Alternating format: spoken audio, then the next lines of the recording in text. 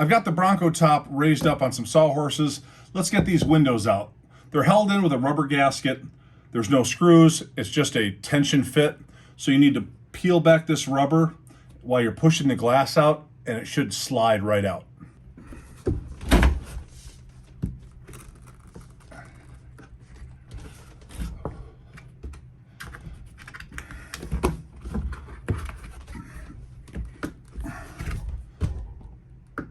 Be careful that you don't crack your glass.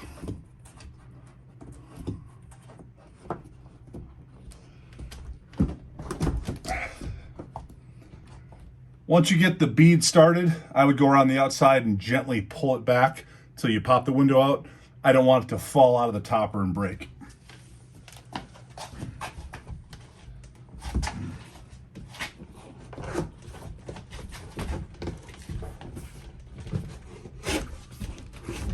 And just like that, you've got your glass out in one piece.